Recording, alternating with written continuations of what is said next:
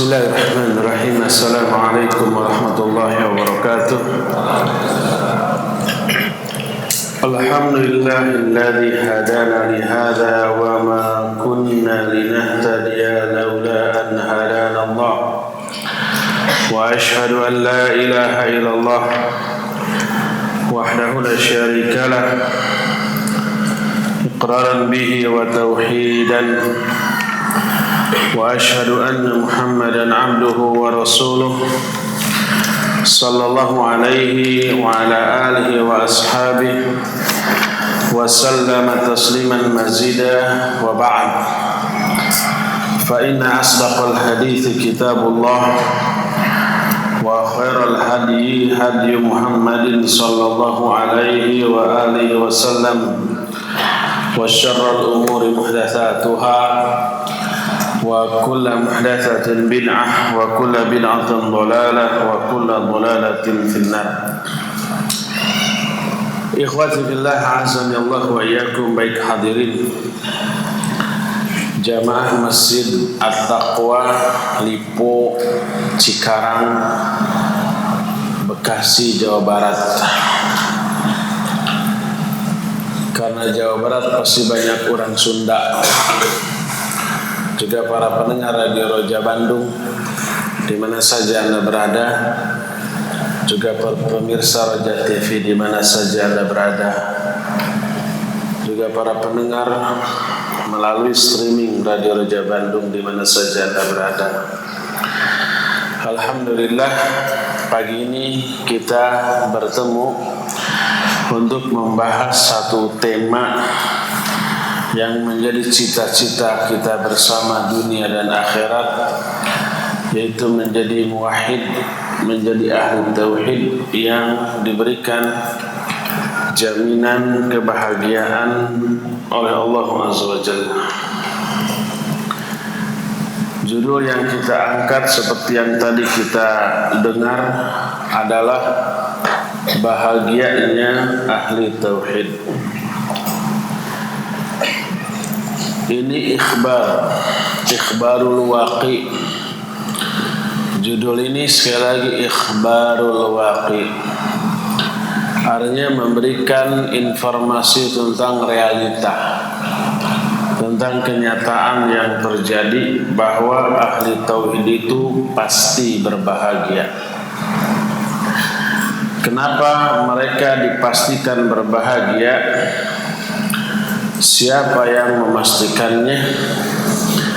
Yang memastikannya adalah pengatur seluruh kehidupan, pengatur seluruh kejadian, yang menciptakan segala sesuatu di alam jagat raya ini, yaitu Allah Subhanahu wa ta'ala, yang juga dipertegas dengan utusannya yang mulia, yaitu Rasulullah sallallahu alaihi wasallam. Kenapa ahli tauhid itu dijamin akan bahagia oleh Allah Azza wa Jalla di dunia dan di akhirat? Karena banyaknya keuntungan, keistimewaan yang Allah berikan ke dalam diri ahli tauhid, dalam kehidupan ahli tauhid. Tauhid adalah nikmat Allah yang terbesar, lebih besar dari seluruh nikmat yang Allah berikan kepada manusia di dunia. Tauhid adalah karunia yang teragung yang Allah berikan kepada hamba-hambanya. Sebagaimana Allah jelaskan dalam Al-Quran surah An-Nahl ayat yang kedua. Allah berfirman, yanzilul malaikah birruh min amrihi ala man yasha'u min ibadihi an anziru annahu la ilaha illa ana fattaqun. Kata Allah, Allah lah yang telah menurunkan para malaikat beserta ruh. Yang dimaksud ruh di sini adalah malaikat Jibril. Malaikat Jibril disebut secara khusus oleh Allah menyendiri di luar komunitas malaikat pada umumnya.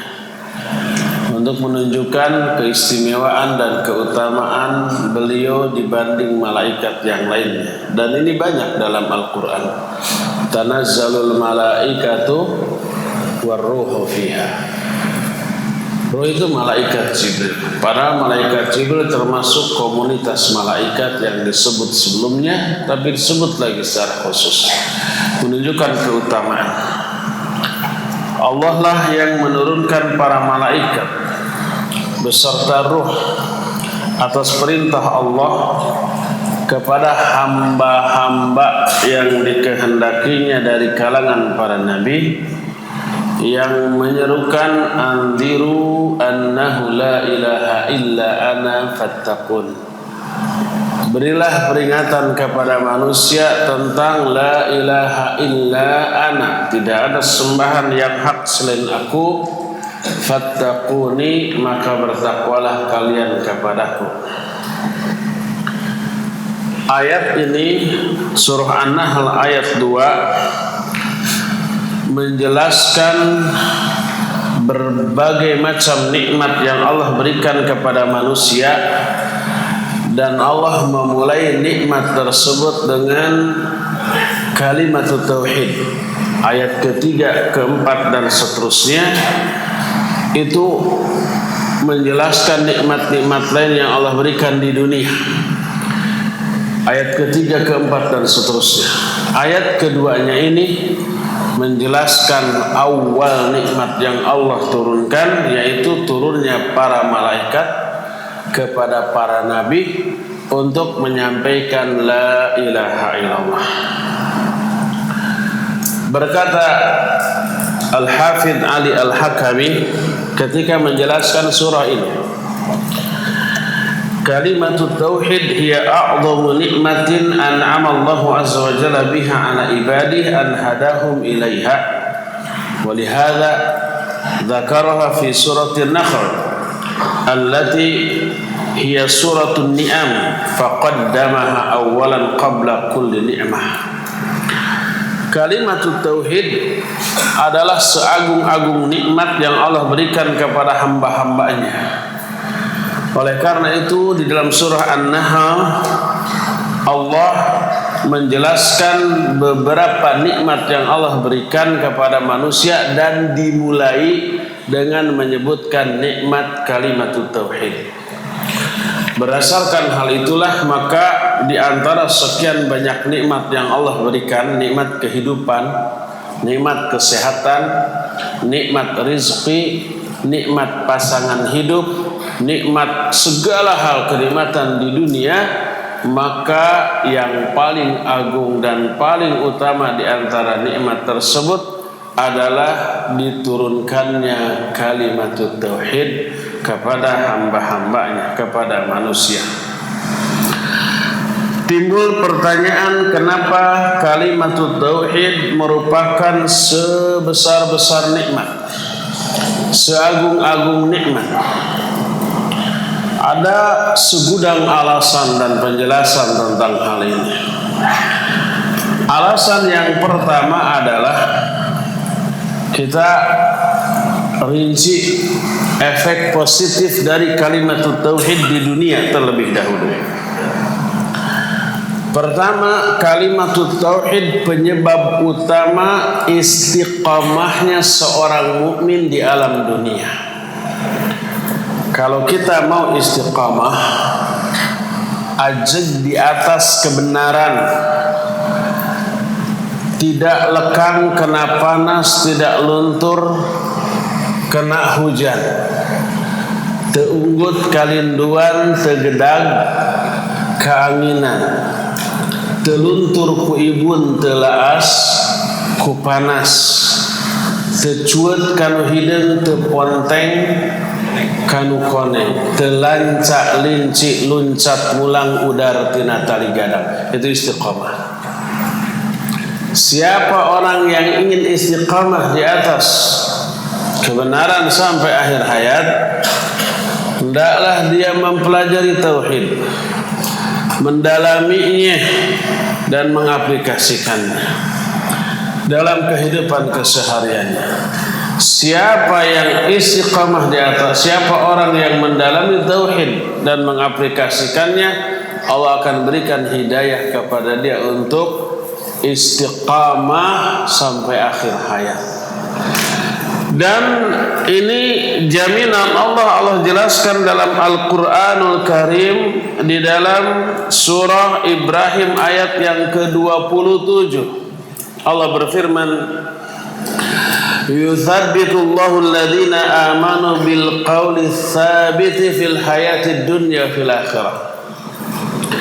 Allah memantapkan orang-orang yang beriman dengan ucapan yang mantap dalam kehidupan dunia dan akhirat.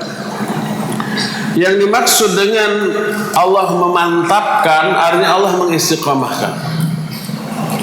Yang dimaksud dengan ucapan yang mantap adalah kalimatut tauhid la ilaha illallah, sebagaimana hadis dalam Sahih Bukhari dan Sahih Muslim yang diterima dari Al-Barra bin Azib radhiyallahu anhuma dari Nabi alaihi salatu wasalam, bahwa al-maqsud bil qawli tsabit fi hadhil ayah huwa kalimatut tauhid.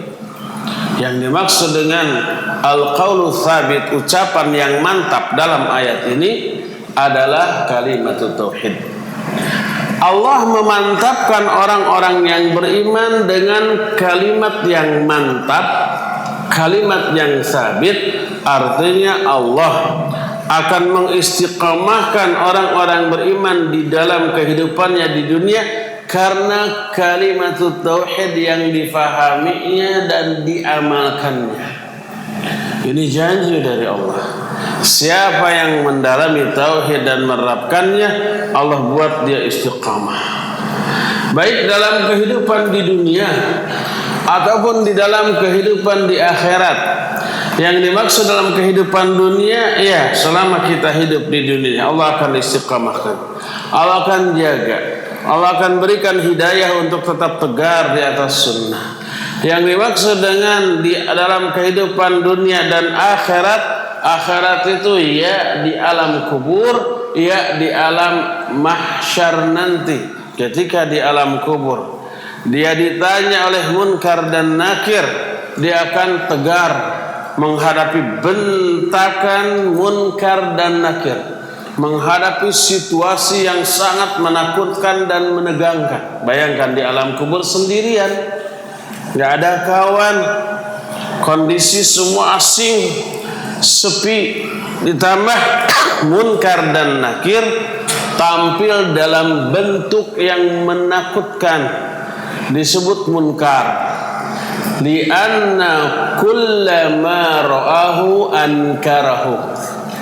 Disebut munkar karena semua orang yang melihatnya pasti akan mengingkarinya, tidak mau melihatnya, tidak mau menatapnya, saking menakutkannya. Itu mana munkar. Nakir isim fa'il bimakna maf'ul. Nakir itu sama maknanya dengan munkar, bentuk katanya yang berbeda, maknanya sama. Sesuatu yang paling diingkari oleh siapapun yang melihatnya, saking menakutkan. Selain itu disebut syadidal intihar, kedua-duanya bentakannya dahsyat. Sehingga dalam hadis Al-Bara bin Azib radhiyallahu anhuma, bentuk atau warna munkar dan nakir adalah aswadan azraqan, hitam kebiru-biruan. Syadidal intihar, sangat dahsyat sekali bentakannya, kemudian membentak orang mukmin di alam kubur ketika mengajukan pertanyaan. Ini sangat menakutkan, menegangkan, membuat mental kita bisa down karenanya. Maka dalam kondisi seperti itulah Allah memberikan ketegaran kepada orang-orang mukmin.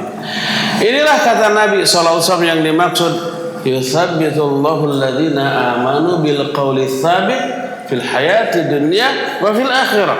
Allah akan memantapkan, menegarkan, menguatkan mental orang-orang beriman bil qawli tsabit, dengan jawaban yang benar di alam kubur. ketika menghadapi fitnah kubur dari munkar dan nakir. Di dunia diistiqamahkan, di akhiratnya juga ditegarkan ketika menghadapi situasi yang menegangkan. Inilah janji dari Allah Azza wa Jalla. Maka Allah Subhanahu wa ta'ala memberikan janji kepada siapapun yang istiqamah. Allah menyatakan, innal ladzina qalu rabbuna Allah thumma istaqamu tatanazzalu alaihimul malaikatu alla takhafu wa la tahzanu wa abshiru bil jannati allati kuntum tu'adun nahnu awliya'ukum fil hayatid dunya fil akhirah. Sesungguhnya orang-orang yang berkata Rabb kami adalah Allah, kemudian istiqamah di atas usapannya. Pengakuan Allah sebagai Rabb itu diaplikasikan, tidak sekedar di mulut, tidak sekedar dilafadzkan oleh lisannya, tapi kosong dari amalan. Enggak begitu, diaplikasikan dan istiqamah di atas hal itu. Turunlah para malaikat membisikkan kepada orang itu, alla takhafu wa la tahzanu, jangan kamu takut, jangan kamu sedih. Alla takhafu, jangan kamu takut tentang masa depanmu, tentang waktu setelah kematianmu di alam barzah dan di alam akhirat. Jangan kamu takut. Wala tahzanu, jangan kamu sedih tentang masa lalumu, tentang keluarga yang ditinggalkannya, tentang istrinya, tentang anak-anaknya, tentang hartanya. Nggak perlu bikin kamu sedih. Ini teralami oleh orang yang mukmin istiqamah ketika akan matinya.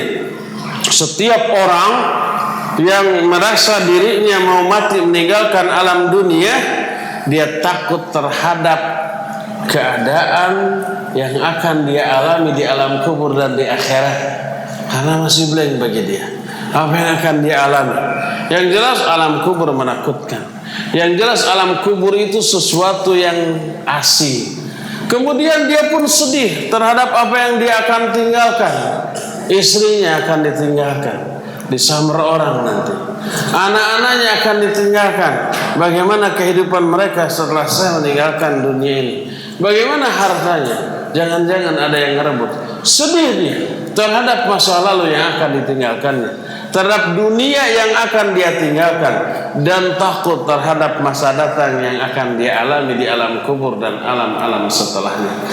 Ketika resah, ketika risau, ketika galau, ketika dia gelisah dengan semua yang difikirkan tadi, turunlah malaikat membisikkan, alla takhafu wa la tahzanu, jangan takut terhadap masa depanmu, jangan sedih terhadap masa lalumu.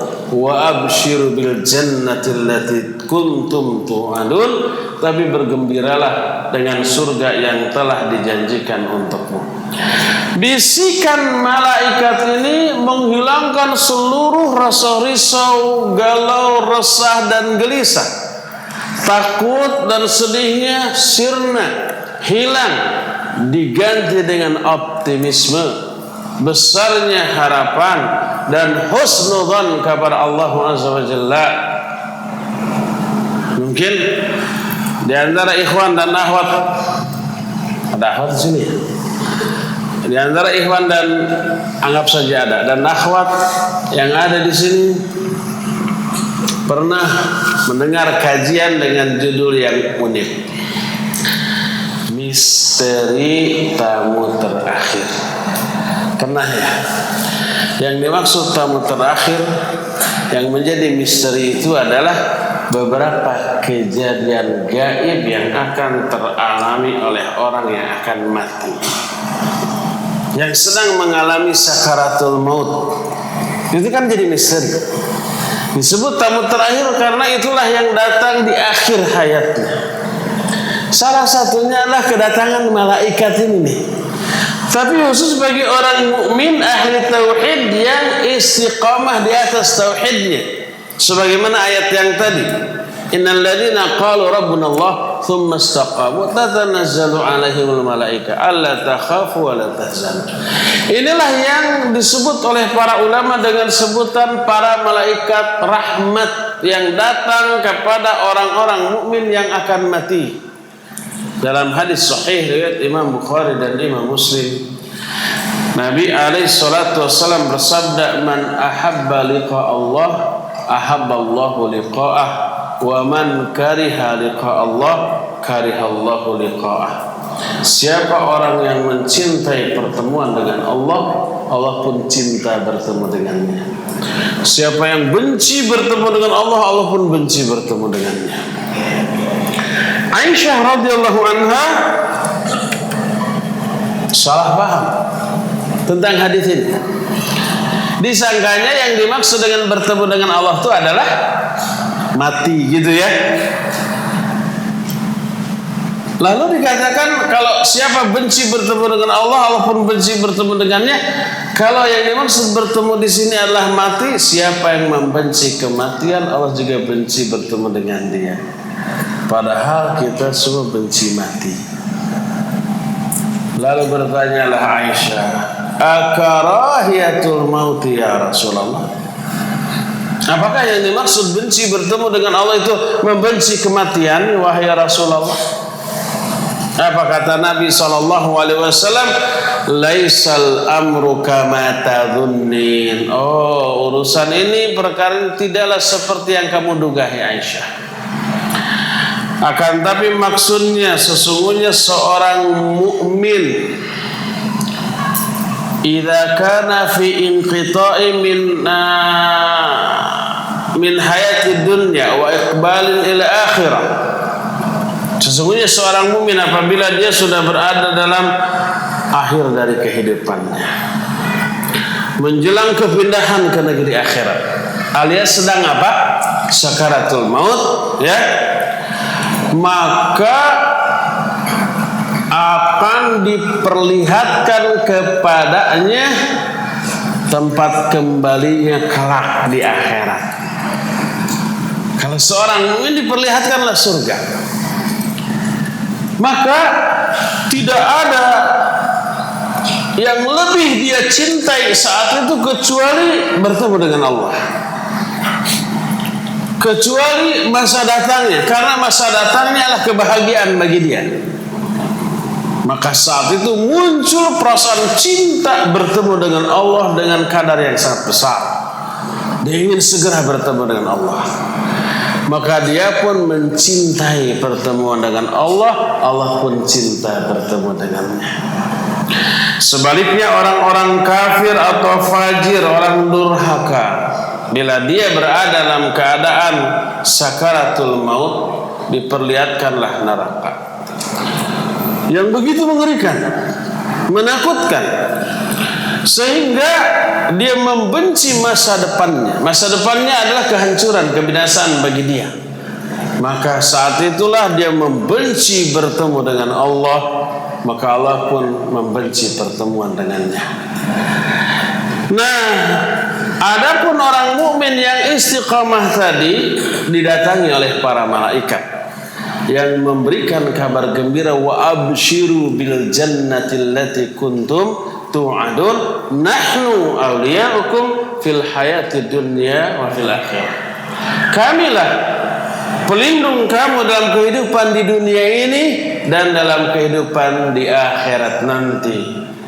Diberikan perlindungan dalam kehidupan di dunia, juga di akhirat nanti, dihibur di masa-masa akhir dari kehidupannya menjelang kematiannya dengan hiburan yang menghilangkan rasa resah, gelisah, rasa risau, rasa galau, rasa takut, rasa khawatir, seluruhnya hilang dan musnah. Yang ada adalah kebahagiaan, yang ada adalah optimisme dan besarnya harapan untuk hidup bahagia setelah kematiannya. Ini yang menyebabkan orang ahli tauhid itu untung dan bahagia. Salah satunya Allah akan istiqomahkan dia di dunia.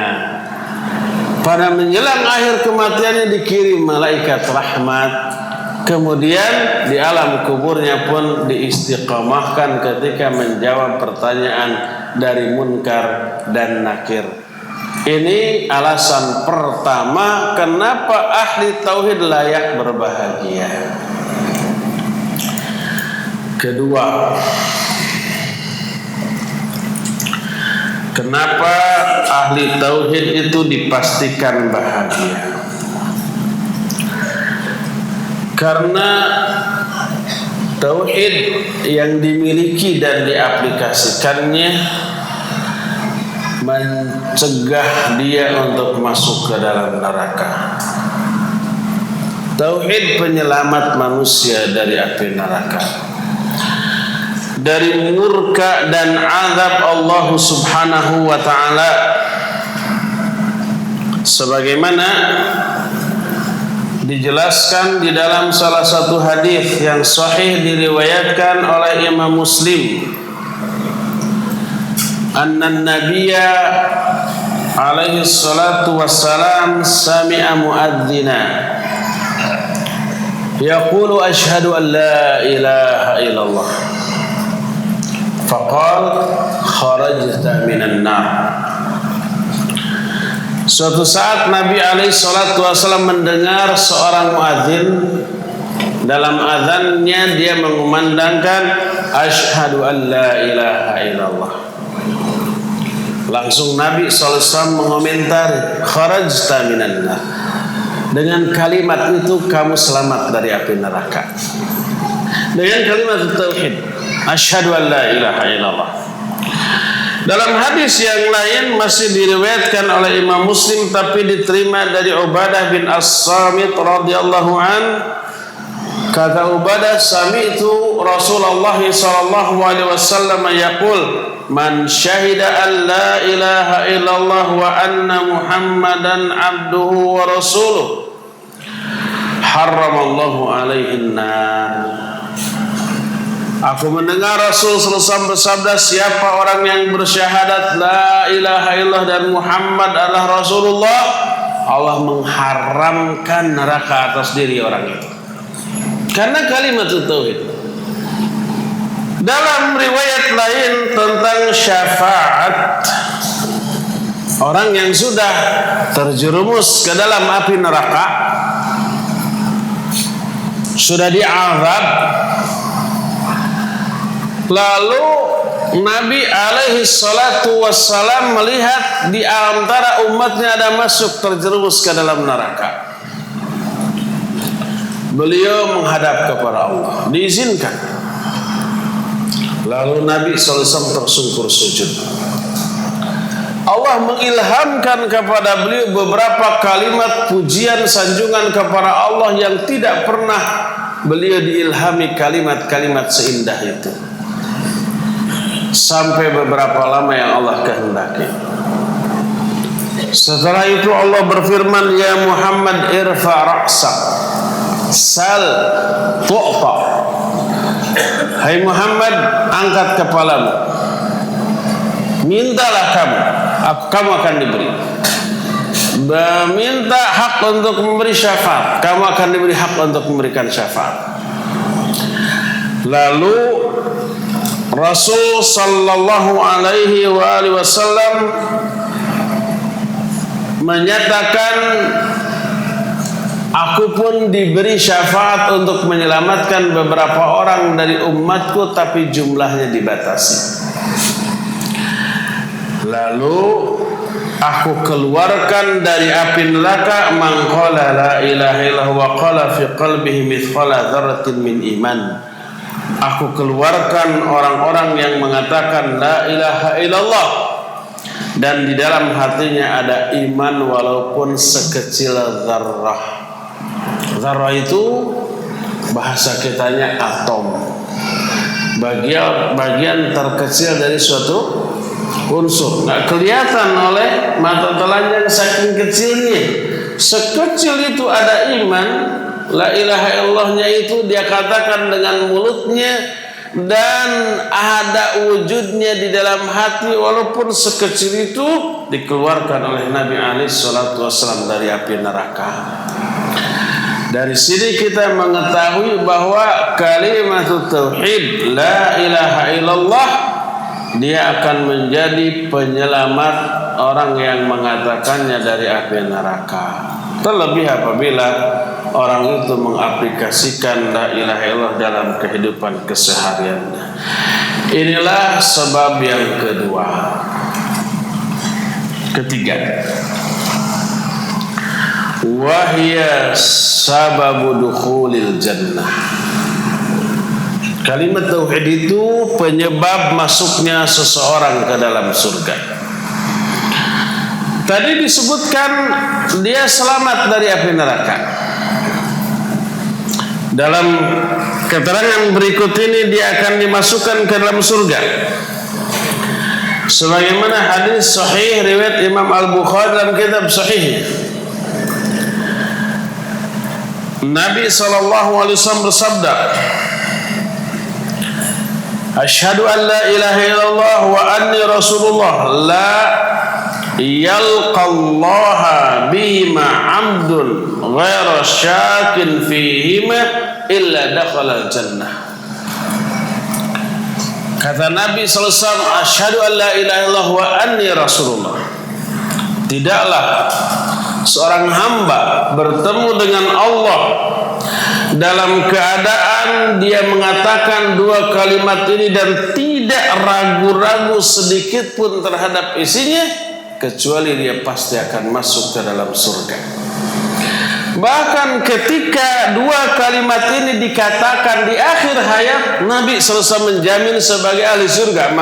Mangqala la ilaha illa fi akhir hayat dakhalal jannah. Siapa orang yang mengatakan la ilaha di akhir hayat, dia akan masuk surga. Dan inilah penyebab ketiga kenapa ahli tauhid itu dipastikan berbahagia. Keempat, kalimat tauhid la ilaha illallah adalah ucapan yang menyebabkan timbangan orang yang mengucapkan kalimah ini akan sangat berat di sisi Allah Azza wa Jalla. Sebagaimana dijelaskan dalam banyak hadis. Pertama, hadis yang diterima dari Abdullah bin Amr radhiyallahu anhuma bahwa Nuh alaihi salatu wassalam, Nabi SAW menyatakan bahwa Nabi Nuh alaihi salatu wassalam di akhir hayatnya berkata kepada anaknya. Anak yang dinasihati oleh Nuh ini bukanlah anak durhaka yang nyebur ke air bah itu. Kalau itu sudah mati kan.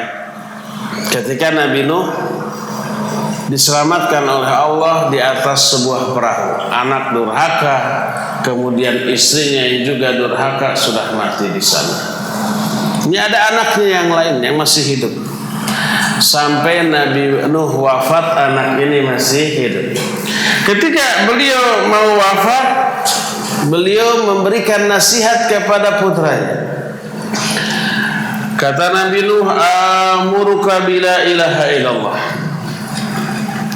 Faina samawati sab'a wal ardina sab'a law wudi'na fi kafatin wa wudi'at la ilaha illallah fi kafatin la rajahat bihinna la ilaha illallah.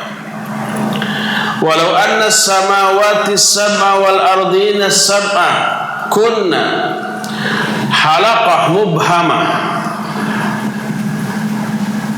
la fasamathunna la ilaha illallah.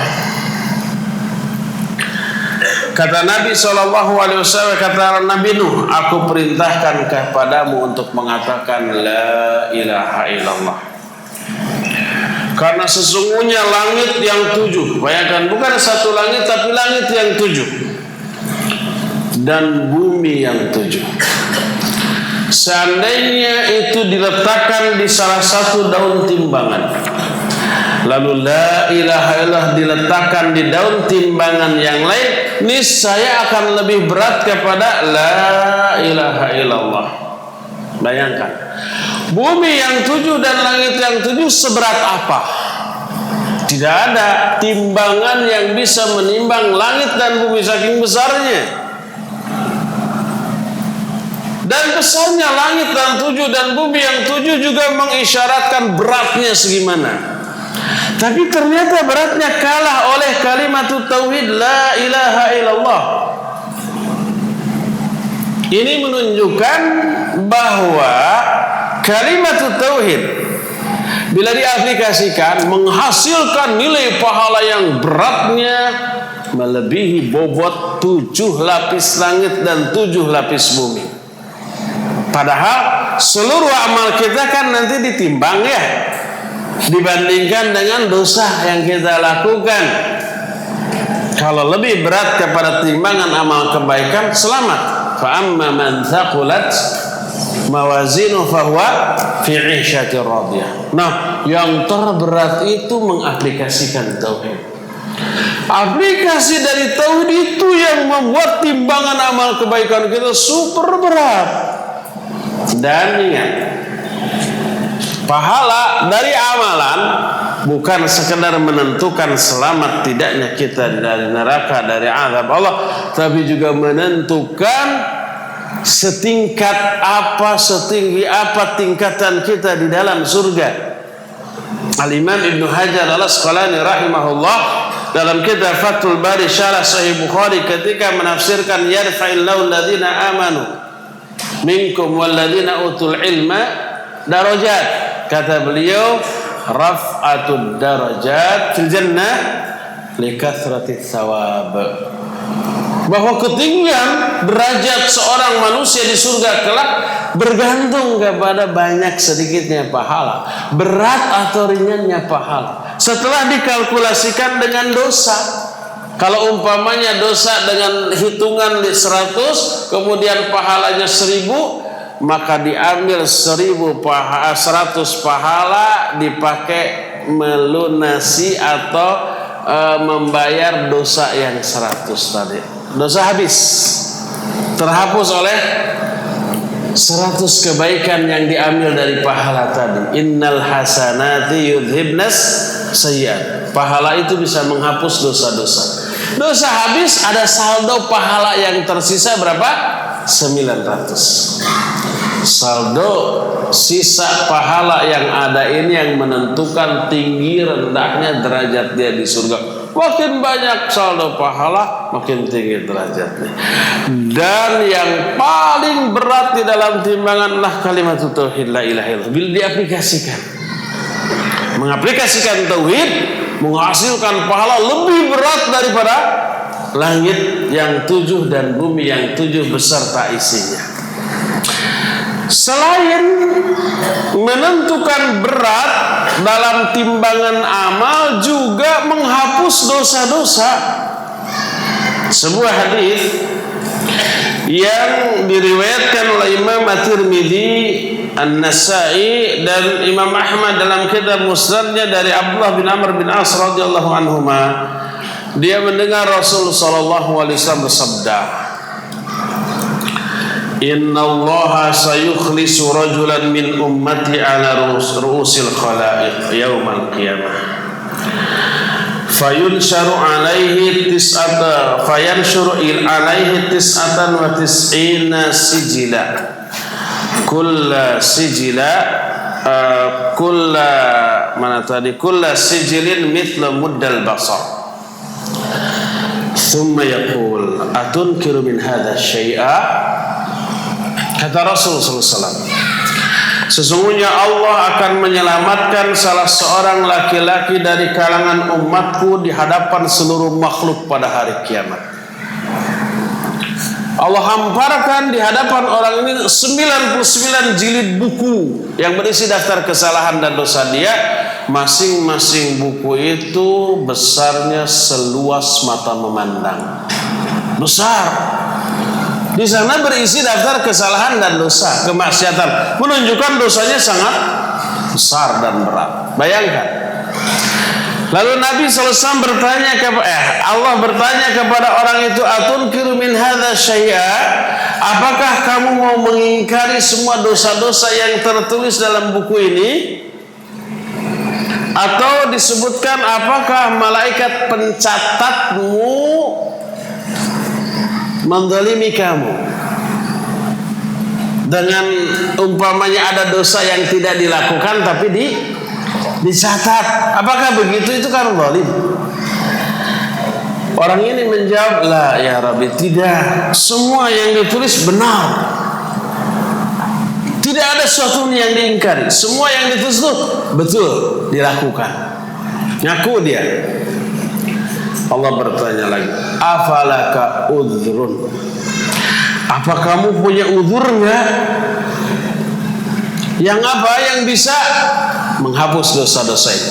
Aulakal hasan, atau kamu punya kebaikan yang bisa menghapus dosa-dosa yang sebanyak ini?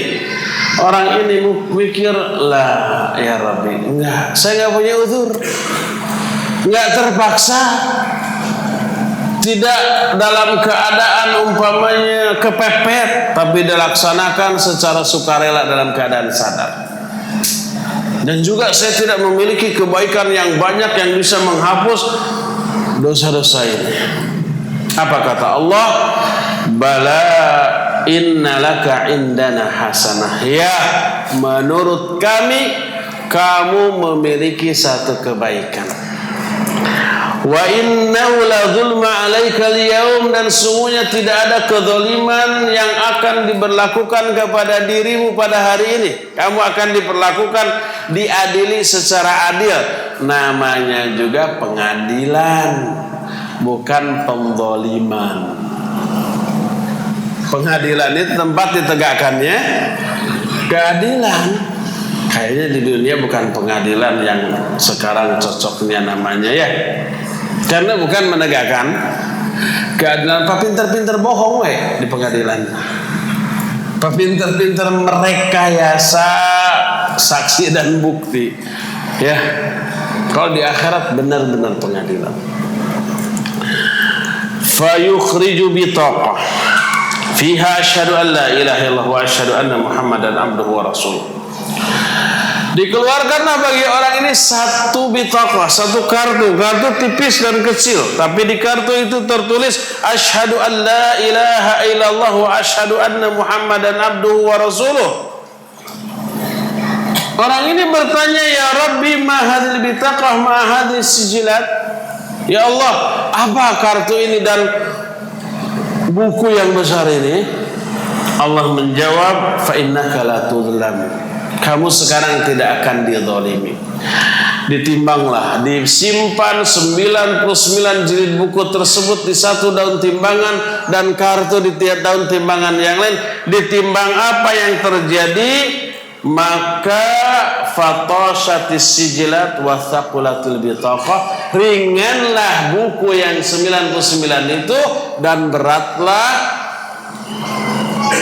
kartu tadi.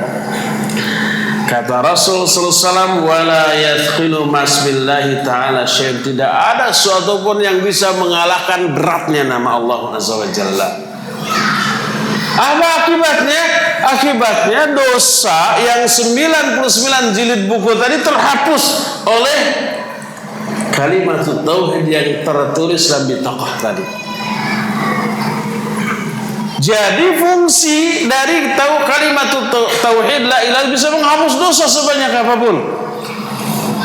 Suatu saat Nabiullah Musa alaihissalatu wassalam meminta kepada Allah, Rabbi alimni du'aan ad'u bihi. Ya Allah, tolong ajarkan kepadaku satu doa, satu kalimat yang aku akan berdoa dengan kalimat itu kepadamu. Apa kata Allah? Ya Musa, qul la ilaha illallah. Wahai Musa, katakan olehmu la ilaha illallah. Lalu Musa menyatakan, Rabbi kullu ibadika yaqulunaha. Wahai Allah, semua hambamu mengatakan kalimat ini. Seolah-olah Nabi Musa itu ingin yang lebih baik dari itu. yang spesial Allah berikan kepada dirinya dan tidak diberikan kepada yang lain. Apa kata Allah Azza wa Jalla? Allah menyatakan, hai Musa, seandainya langit yang 7 beserta isinya, bumi yang 7 juga beserta isinya, diletakkan di satu daun timbangan dan kalimat tauhid la ilaha illallah di timbangan yang lain, niscaya akan lebih berat kepada la ilaha illallah. Bayangkan 7 lapis langit beserta isinya dan bumi beserta isinya kalah oleh kalimat tauhid la ilaha illallah. Apakah dosa kita melebihi dari langit dan bumi? Tentu saya tidak akan, mudah-mudahan ya, tapi nggak tahu kata. Andai ya masih kalah oleh kalimat tauhid la ilaha illallah dan bisa terhapus karenanya. Dari sinilah kita mengetahui bahwa kalimat tauhid la ilaha illallah bisa menghapus dosa-dosa sejumlah apapun. Dan ini dijelaskan oleh para ulama dalam bab fadhailu tauhid. Beberapa keutamaan tauhid, salah satunya adalah menghapus dosa dengan jumlah yang sangat banyak. Makanya bagaimana mungkin ahli tauhid tidak akan berbahagia kalau dosa-dosanya diampuni? Neraka tadi dijamin akan diselamatkan dari hal itu. Surga juga dijamin akan diberikan. Di alam kehidupan di dunianya akan diistiqamahkan oleh Allah Azza wa Jalla. Dijamin bahagianya orang tersebut. Makanya tidaklah heran apabila kalimat tauhid merupakan seutama-utama zikir yang bisa dilakukan oleh manusia. Sebagaimana sebuah hadis ya yang diriwayatkan oleh Imam At-Tirmidzi dengan sanad yang sahih, Nabi SAW menyatakan, afdalu ma qultuhu ana wan nabiyyuna min qabli la ilaha illallah. Seutama-utama ucapan yang aku ucapkan, yang juga diucapkan oleh nabi-nabi sebelumku adalah la ilaha illallah. Inilah keutamaan yang keempat atau penyebab keempat dari bahagianya para ahli tauhid. Kelima, keutamaan tauhid yang kelima adalah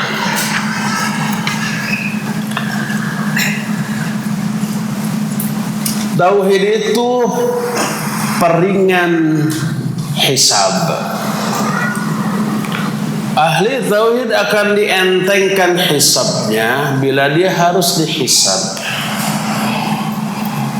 Dan apabila aplikasi dari tauhidnya tersebut sempurna, dia bisa bebas dari hisab. Adapun alasan atau dalil yang menyebabkan ahli tauhid akan diringankan hisabnya adalah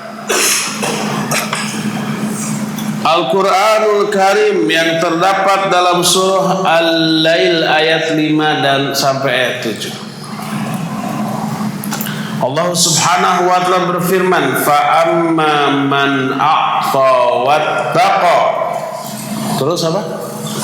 Wa saddaqa bil husna. Terus fasanuyassiruhu lil yusra. Fa amma man a'ta wattaqa, maka adapun orang yang suka memberi dan juga bertakwa, wa saddaqa bil husna, dan dia membenarkan al husna. Al husna maknanya adalah kalimat tauhid la ilaha illallah. Ini dikatakan oleh Abu Abdurrahman As-Sulami, juga Imam Ad-Duha, juga Imam Atha, juga Ibnu Abbas radhiyallahu anhuma. Mereka semuanya menyatakan al-husna dalam ayat ini maknanya adalah kalimat tauhid. Dan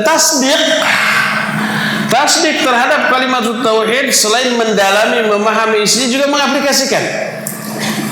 dalam kehidupan kesehariannya. Maka makna ayat ini adalah siapa orang yang suka memberi dan dia bertakwa, wa saddaqa bil husna, dia membenarkan kalimat tauhid, dia memahaminya, isinya, maknanya, dan diaplikasikan, fasanu yassiruhu lil yusra, maka kami pasti akan memberikan kemudahan atau menunjukkan kepada dia jalan-jalan kemudahan. Ada banyak makna memberikan jalan kemudahan kepada dia. Makna yang pertama ini di dunia, Allah akan mudahkan seluruh urusannya. Karena apa? Karena orang yang mengaplikasikan kalimat tauhid, mewujudkan rasa takwa, Allah sudah berjanji dalam Al-Quran, wa may yattaqillah yaj'al lahu makhraja wa yarzuqhu min haitsu la yahtasib. Dalam ayat selanjutnya, wa may yattaqillah yaj'al lahu min amrihi yusra. Dalam ayat selanjutnya, wa may yattaqillah yukaffir anhu sayyi'atihi wa yu'dhim lahu ajra. Siapa yang bertakwa kepada Allah, Allah akan berikan jalan keluar dari seluruh kesulitan hidup. Siapa yang bertakwa kepada Allah, Allah akan berikan rezeki yang tidak disangka-sangka. Siapa orang bertakwa kepada Allah, yaj'al lahu min amrihi yusra, Allah akan berikan kemudahan dalam seluruh urusan. Semua urusannya Allah permudah. Wa may yattaqillah yukaffir anhu sayyi'atihi wa yu'dhim lahu ajra. Akan dihapus semua kesalahannya dan akan diberikan pahala yang sangat banyak. Itu ahli tauhid tuh. Itu janji Allah kepada ahli tauhid seperti itu tuh. Lalu dalam kehidupan sosial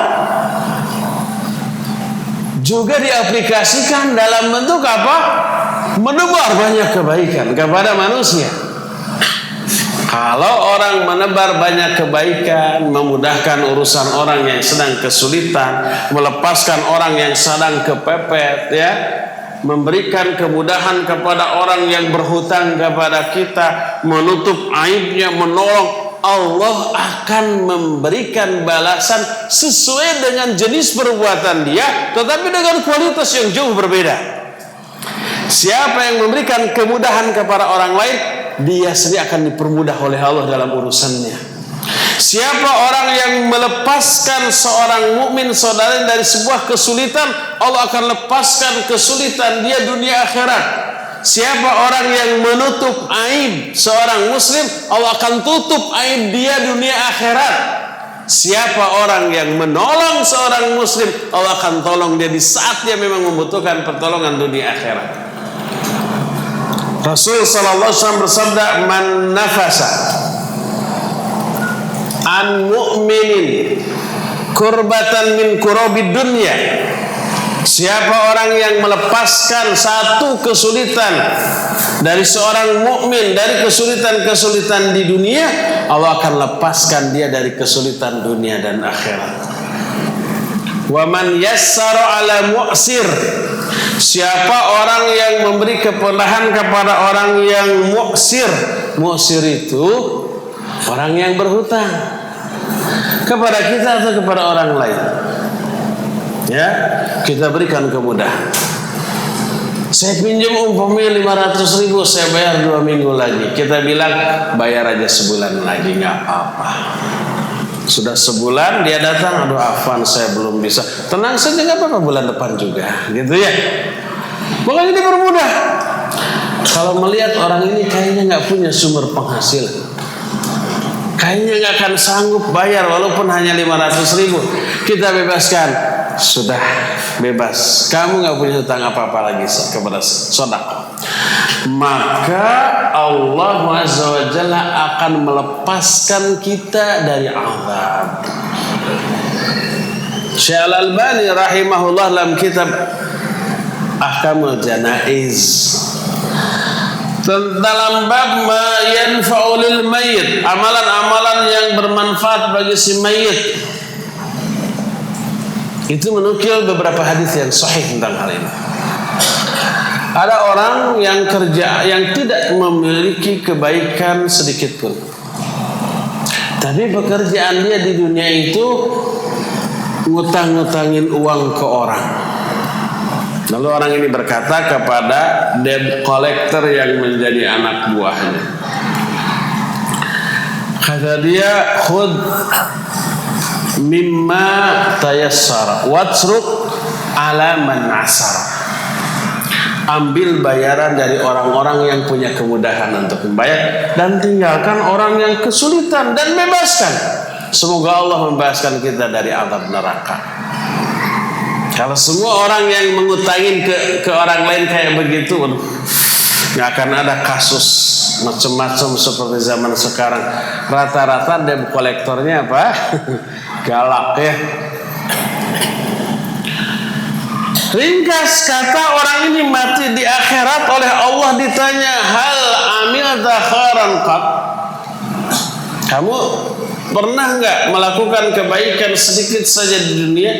Dia menjawab, tidak ya Allah, illa kuntu udayinas. Kecuali dulu ketika di dunia aku suka ngutang-ngutangin uang ke orang. Ketika akan nagih aku bilang kepada pegawaiku, ambil dari orang yang mudah, tinggalkan orang yang kesulitan dan bebaskan. Semoga Allah membebaskan kita dari api neraka. Itu saja satu-satunya kebaikan yang aku lakukan. Apa kata Allah kepada para malaikat? Bebaskan orang ini dari api neraka. Rasul SAW menyatakan, man satara musliman satarahullahu yaumal qiyamah. Siapa orang yang menutup aib seorang muslim, Allah akan tutup aib dia pada hari kiamat.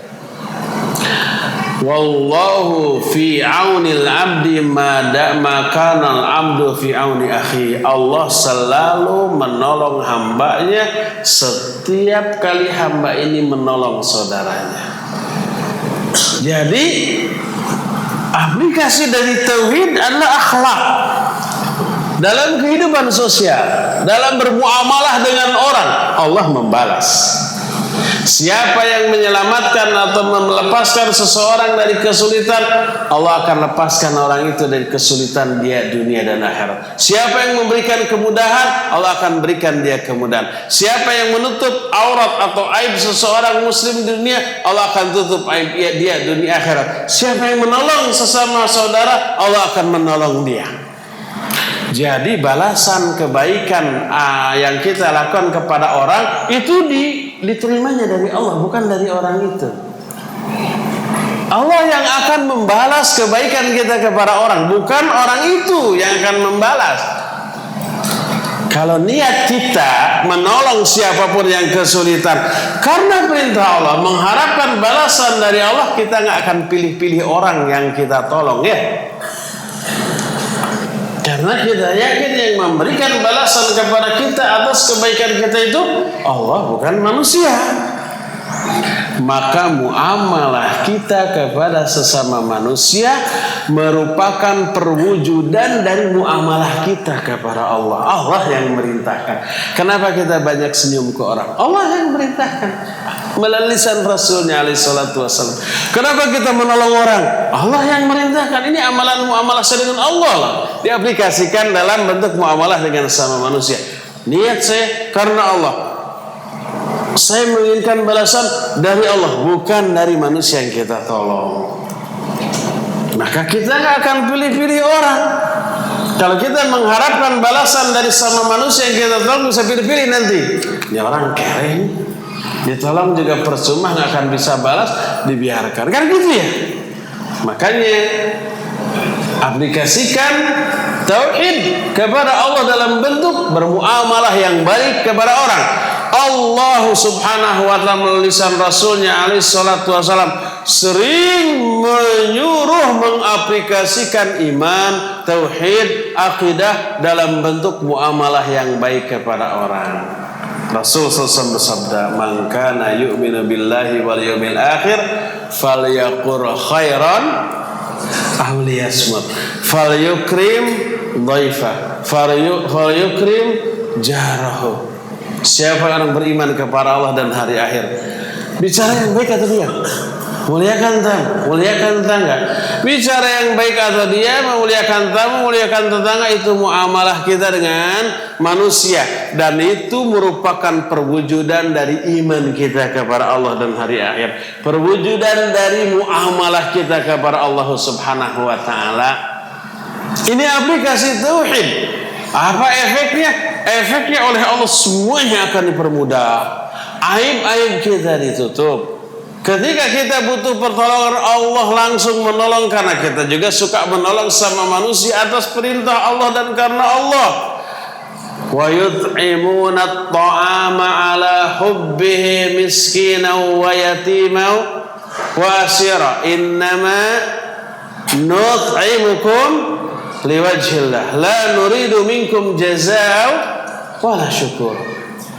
Mereka itu memberikan makanan yang paling dicintai, yang paling disukainya, bukan yang basi. Ini basi nih, kita nggak akan mau makan kasih ke orang.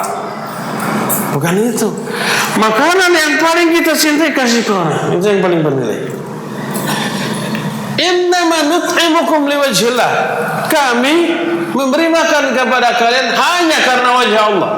La nuridu minkum jazaa'a wala syukura. Kami tidak menginginkan balasan kebaikan kalian dan tidak juga mengharapkan terima kasih.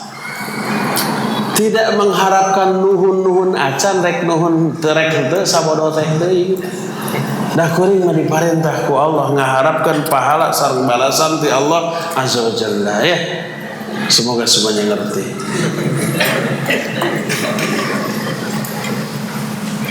Jadi ini makna fasanu yassiruhu lil yusra. Kami akan tunjukkan kepada dia jalan-jalan kemudahan dalam kehidupan di dunia. Al-husna di sana tauhid. Aplikasinya akhlak. Allah akan berikan kemudahan di dunia. Adapun yang kedua, kemudahan di akhirat berupa hisab yang mudah. Dia akan menerima catatan amalnya dari sebelah kanan. Dihisab dengan hisab yang mudah. Fa amma man utiya kitabahu bi yaminihi fasawfa yuhasabu hisaban yasira. Itulah keutamaan yang kelima dari kalimat tauhid. Akan dipermudah urusan dunia, dipermudah hisab di akhirat. Keenam,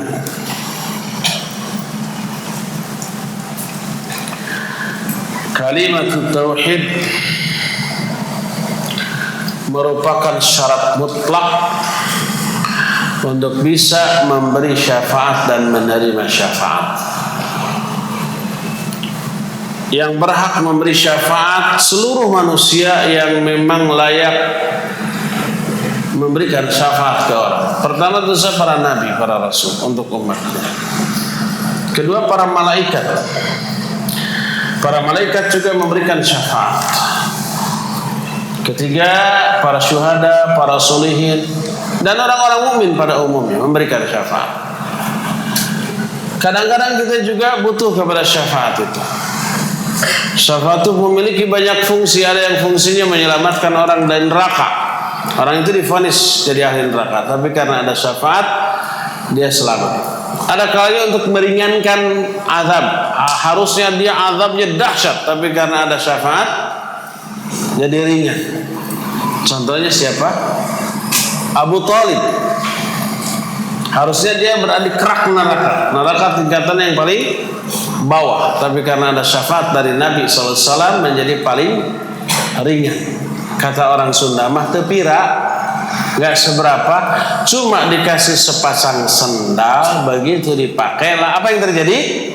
Ubun-ubunnya mendidih. Apakah ubun-ubun mendidih karena sendalnya dipakai di ubun-ubun? Bukan. Sendal dipakai di mana?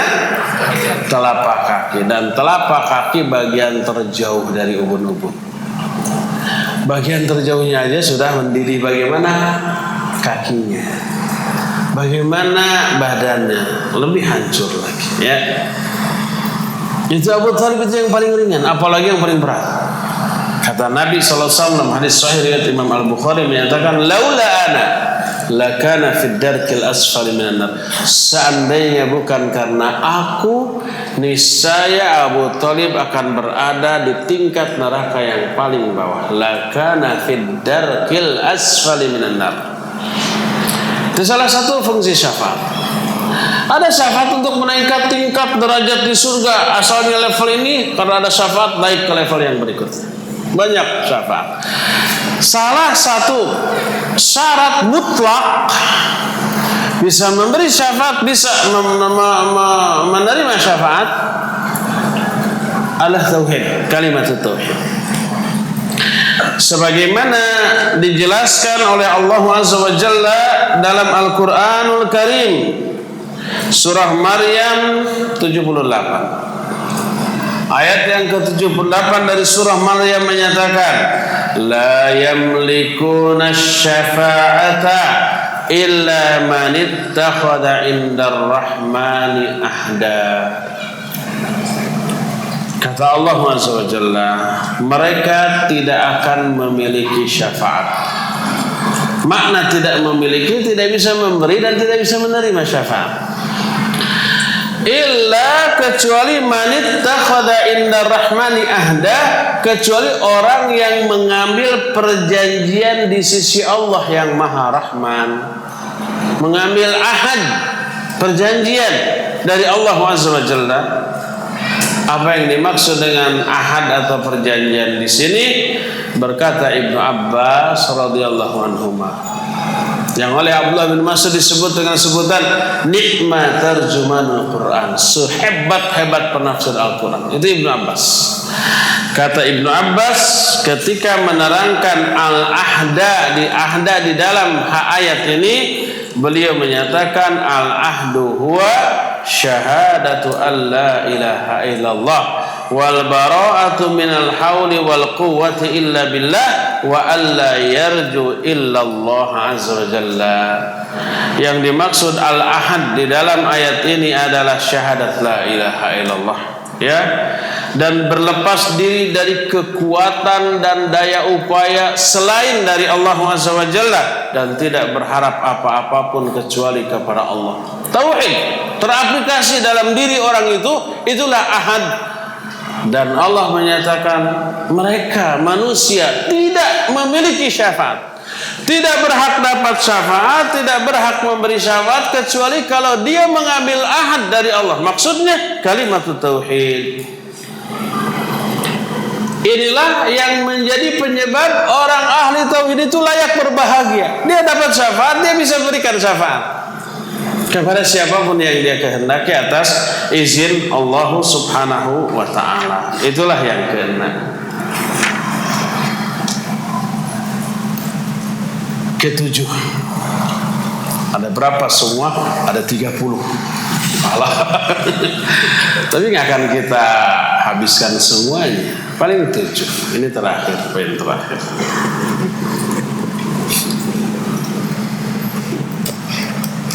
Kalimat tauhid oleh Allah Azza wa Jalla disebut, diumpamakan dengan pohon yang baik, syajarah thayyibah. Allah berfirman di dalam Al-Quran surah Ibrahim 24. Ayat ini sering diulang-ulang dibaca di Radio Roja, ya. Allah berfirman, daraballahu mathalan kalimatan thayyibatan kasyajaratin thayyibatin asluha thabit wa far'uha fis sama. Allah telah memberikan perumpamaan tentang kalimah thayyibah. Yang dimaksud dengan kalimah thayyibah di sini apa? Kalimat tauhid.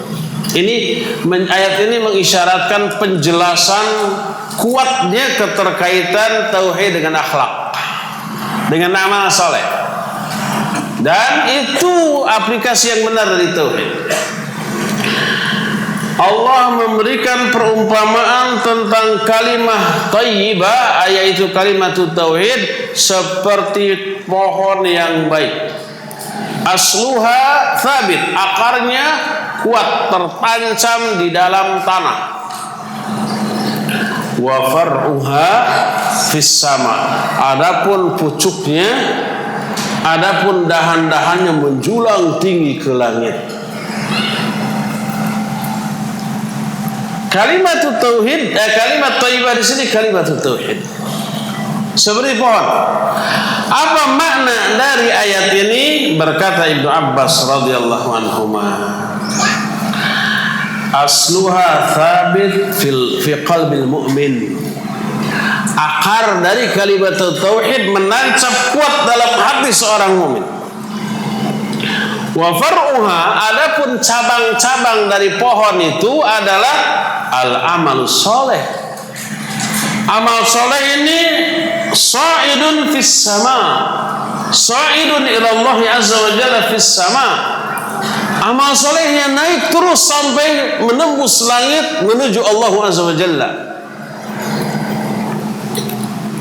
Doa yang dilahirkan dari kalimat tauhid menembus langit sampai kepada Allah azza wa jalla dan didengar untuk dikabulkan. Amal-amal yang lahir dari kalimat tauhid menembus langit, 7 lapis langit ditembus sampai kepada Allah subhanahu wa ta'ala.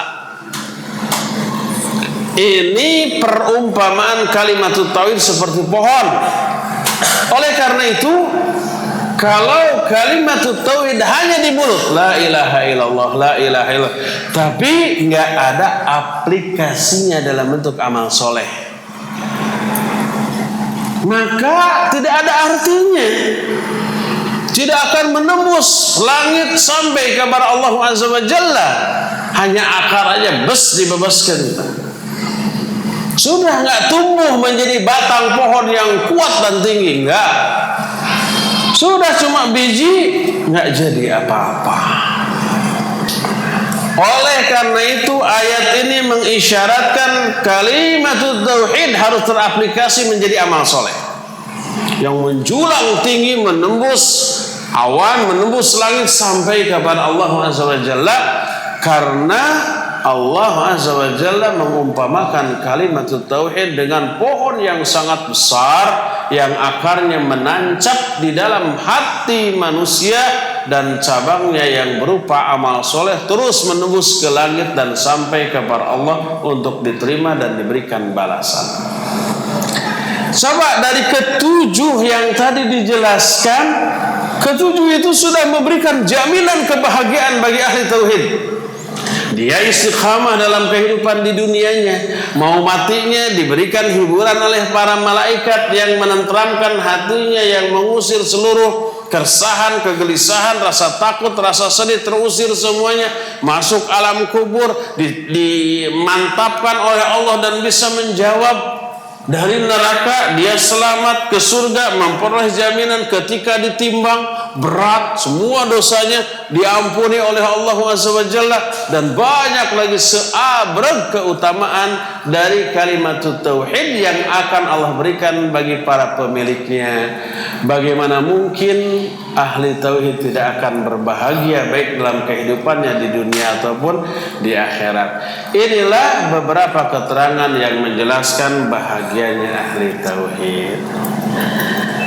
Ikhwan, ibarat gelas yang diisi air ini sudah penuh, sudah luber, kapasitasnya segitu. Kalau umpama diisi lagi terus, apa yang terjadi?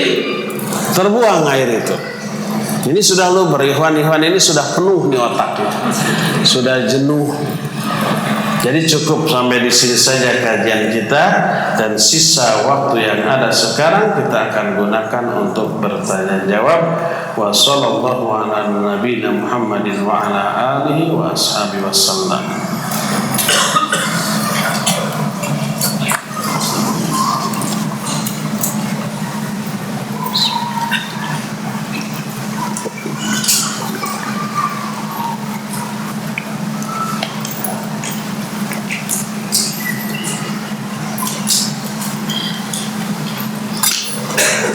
Iya.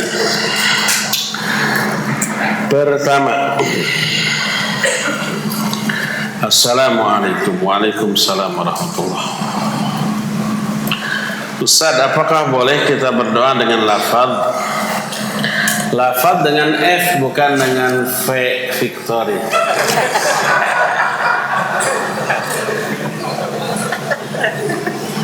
Kelas banget tertawanya. Lafaznya sebagai berikut. Ya Allah, jadikanlah semua harta yang aku miliki, termasuk motor dan mobil, sebagai wasilah untuk mendekatkan diri kepadamu. Dan janganlah harta yang aku miliki menjadi wasilah untuk mendurhakaimu. Boleh, bagus. Mau dirinci motor dan mobil boleh. Mau dirinci semua disebut boleh. Kulkas, dispenser, ya jelas. Ya, tapi secara umum dibolehkan. Jadikanlah seluruh harta yang saya miliki tanpa dirinci, seluruh aja, sebagai wasilah untuk meraih ridhamu, meraih ampunanmu, meraih surgamu, dan seterusnya dibolehkan. Apakah seorang mukmin yang akan dimasukkan dulu ke dalam neraka atas dosa-dosa yang pernah dia lakukan, ataukah langsung dimasukkan ke surga karena amalan baiknya yang lebih berat? Kalau amalan baiknya lebih berat, dia langsung ke surga, nggak ke neraka, walaupun ada apa? Ada dosanya. Allah berfirman, fa amma man thaqulat mawazinuhu fa huwa fi 'ishatir radiyah. Dalam ayat lain dalam surah Al-Anbiya Allah menyatakan, wa amma man thaqulat mawazinuhu fa ulaika humul muflihun. Siapa orang yang berat timbangan amal kebaikannya, maka itulah orang-orang berbahagia. Dia tidak akan neraka dulu. Kan dosanya ada, dan ayat menyatakan dalam Al-Quran, faman ya'mal mithqala dzarratin khairan yarah wa man ya'mal mithqala dzarratin syarran yarah. Jadi dosa sekecil apapun akan ada balasan. Maknanya adalah ia dosa saldo yang tersisa setelah dikalkulasikan dengan pahala. Baru itu akan dibalas ke neraka. Umpamanya dosanya lebih berat sedikit daripada pahalanya. Pahalanya dibayarkan untuk menebus dosanya, pahala habis, ada dosa yang tersisa sedikit. Nah, tetap diangkat. Kadar azabnya sesuai dengan banyaknya dosa yang tersisa. Adapun kalau dosanya lebih sedikit, pahalanya lebih banyak, fahuwa fi 'ishatir radiyah. Dia akan berada dalam kehidupan yang diridhoi. Fi jannatin 'aliyah, di surga yang tinggi. Dosanya gimana? Terhapus oleh sebagian dari kebaikannya, sebagaimana Allah menyatakan, innal hasanati yudhibnas sayyi'at. Kebaikan-kebaikan itu bisa menghapus dosa-dosa, kesalahan-kesalahan.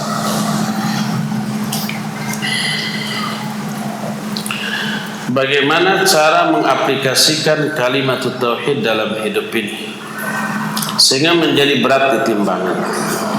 Dan apabila kita melakukan suatu dosa kemudian bertobat, apakah akan ditimbang dan dihisab? Tadi sudah disebutkan aplikasi tauhidlah amal soleh, akhlak yang mulia, bermuamalah yang baik kepada sesama manusia. Sebelum beriman kepada Allah dan hari akhir, bicara diam atau bicara baik atau diam. Muliakan tamu, muliakan tetangga. Tolong orang, aib orang tutup, rahasiakan oleh kita. Bantu orang yang kesulitan, lepaskan orang yang sedang kesusahan, beri kemudahan kepada orang-orang yang memang dia membutuhkan kemudahan dari kita. Itu aplikasi dari tauhid. Tadi sudah diterangkan. Kalau orang sudah bertobat dari dosa, apakah tetap dihisab? Dihisab dari tobatnya. Tobatnya itu amal soleh yang menghasilkan pahala. Adapun dosanya terhapus. Ada 3 yang dihapus dari dosa karena tobat. Pertama, catatan amal buruk dia dihapus. Nggak ada lagi catatan di catatan malaikat. Kedua, azab yang tadinya dicanangkan untuk dia karena dosa tadi juga dihapus, di cancel, bedok, nggak jadi. Ketiga, athar sayyi'ah minadz-dzunub. Dampak buruk dari dosa juga dihapus. Dampak buruk dosa apa? Hati keras, ibadah malas, kepada maksiat semangat, diajak ngaji lengle talangke hararese kudu diteke bikin bete. Itu juga dihapus. Jadi getol lagi kepada ibadah, semangat lagi kepada kebaikan. Jadi nggak akan ada lagi hisab atas dosa yang sudah ditobatinya. Yang dihisabnya tobatnya pahala amal soleh yang sangat agung, itu dihisab akan diberikan ganjaran pahala yang tidak kecil.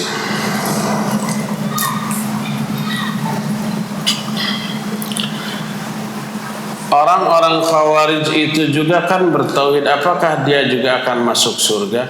Seluruh muslim pasti masuk surga, walaupun dia ahli maksiat, walaupun dia ahli bid'ah, selama kemaksiatan dan kebid'ahannya tidak mengeluarkan dia dari Islam.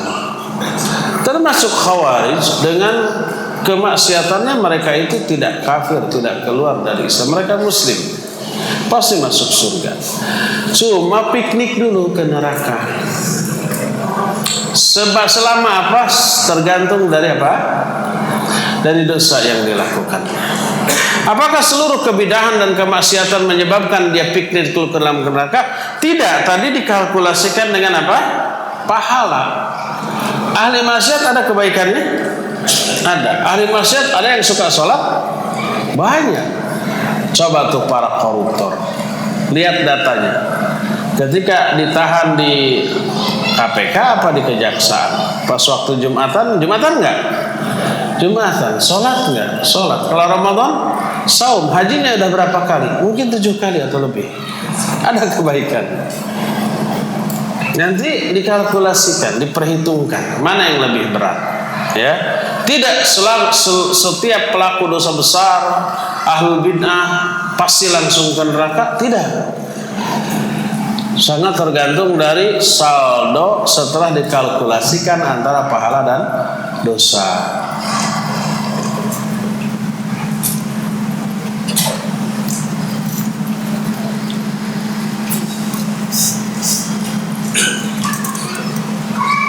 Bagaimana menanamkan kalimat tauhid dalam hati kita? Ketika kita menjelang sakaratul maut bisa mengucapkan kalimat tauhid tanpa ditalqin oleh saudara atau yang lainnya. Ya, pelajari, fahami makna tauhid akidah secara mendalam, semendalam yang kita bisa, lalu aplikasikan. Tadi aplikasinya dalam bentuk amal soleh. Amal soleh adalah seluruh amal yang sesuai dengan Al-Quran dan As-Sunnah, baik aspek lahirnya ataupun batinnya. Lahirnya saja tapi batinnya nyimpang, bukan amal soleh tapi amal salah.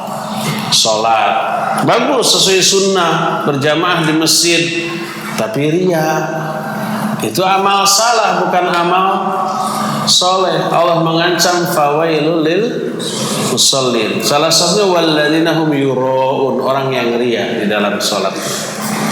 Jadi batinnya ya, lahirnya juga ya, sesuai dengan Quran Sunnah, itu amal soleh.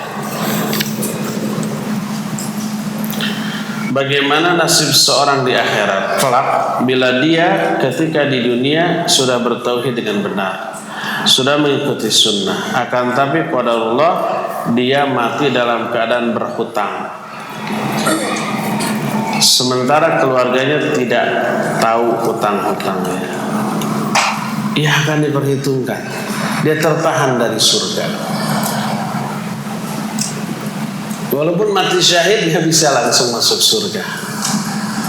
Makanya jangan punya kartu kredit. Orang yang punya kartu kredit, orang yang punya banyak hutang. Orang miskin tuh dan pelit. Uang ada, belanja digesek. Padahal uang cash ada. Tapi pertama gengsi, keluarkan kartu, padahal uangnya ada. Kelihatan orang-orang syek, mungkin kena tangan, masukin lagi, dibuka dompetnya ada 12 kartu kredit, menunjukkan banyak apa? Banyak hutang. mobilnya mentereng, rumahnya gedong sigrong, kartu kreditnya 12. Andai hutangnya ya dibayar semuanya habis, rumahnya, mobilnya dan seterusnya, tapi dia bangga di hadapan orang, bangga dengan hutang. Mobilnya kreditan tuh, rumahnya juga hasil renovasi yang pinjam juga ke bank. Ada yang begitu? Banyak. Saya pernah mendengar jika seorang mati dalam keadaan berhutang, maka ruhnya akan tergantung antara langit dan bumi. Iya, jadi hutang ini jangan dianggap enteng. Lunasi segera. Jangan, kalau kita punya uang cash untuk membeli cash, jangan berhutang. Duh, sayang nih cash Engkau ingin barang yang mahal tapi nggak mau keluar uang, kok mahal licik pisan.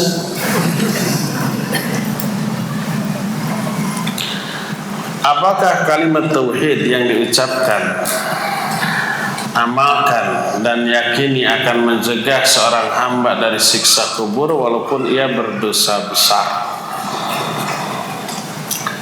Tadi sejauh mana aplikasi dari tauhidnya, pengamalan dari tauhidnya. Sebab konsekuensi dari kalimat tauhid yang benar itu dia tercegah dari dosa besar. Sebagaimana sholat tercegah dari keji dan munkar. Sebagaimana saum tercegah dari qaulu zur wal amal bih, ucapan dan perbuatan yang sia-sia, yang kotor, yang kasar, yang buruk. Sebagaimana haji akan terhindar dari rafath, jidal dan fusuk. Kalimat tauhid lebih lagi daripada itu. Itu ideal. Siapa orang yang sholat seusai sholat tetap keji dan mungkar, sholatnya mardud, tertolak.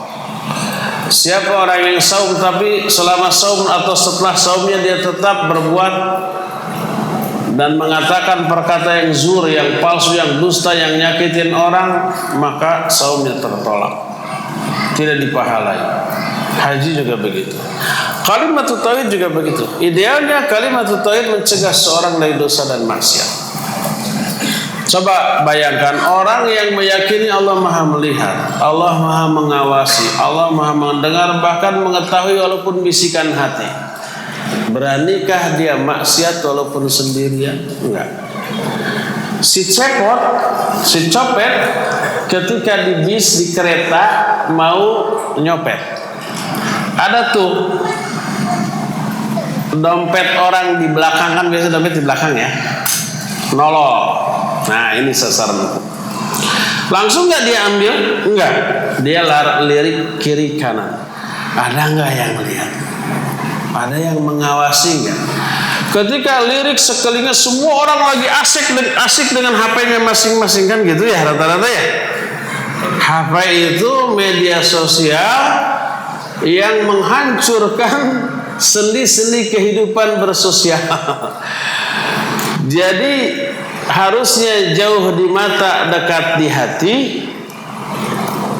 Ini mah dekat di mata, jauh di hati. Orang berdampingan cuek. Ayah, ibu, anak-anak ngariung sameja. Bukan ngobrol, semuanya begini. Cuek kepada yang coba lihat di mana-mana ya. Dan itu kesempatan emas bagi si cepot tadi tuh, copet tadi. Semua orang sibuk, siap. Dia acungkan dua jari. Gitu nyopet apa gini? Pas mau nyopet, tiba-tiba ada yang dilihat, dia ngelihat, ada orang ngelihat. Jadi nggak nyopet nih? Nggak jadi, pura-pura apa gitu. Pura-pura, mas itu dompetnya nolong. Awas ada copet, padahal dia copet. Karena apa? Karena kata, walaupun oleh orang nggak jadi nyopet gitu.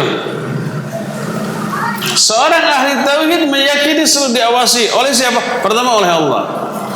Kedua ada raqib dan atid.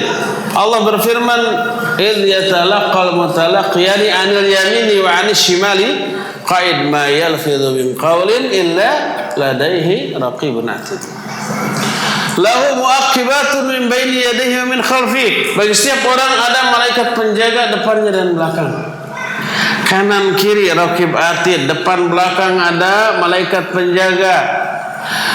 Ma minkum illa wukila ilaihi qarinu minal jinni wa qarinu minal malaikah. Tidak ada seorang pun di antara kalian kecuali ditugaskan kepada dia satu qarin bangsa jin dan satu qarin bangsa malaikat. Ada malaikat qarin. Itu semuanya melihat. Dan kelak qarin itu akan memberikan kesaksian. Allah menyatakan wa qala qarinuhu hadza ma ladayya atid. Si qarin itu nanti bicara, memberikan persaksian di akhirat. Ini ahli tauhid menyadari semuanya itu, walaupun enggak ada orang, dia enggak berani bermaksiat. Karena apa? Tetap Allah lihat, para malaikat di sekelilingnya ada beberapa yang juga melihat dan mencatat, dan kelak akan ditampakkan dan dihisab. Ahli tauhid menyadari sampai ke arah sana walaupun tidak ada yang melihat. Wallahu a'lam bishawab.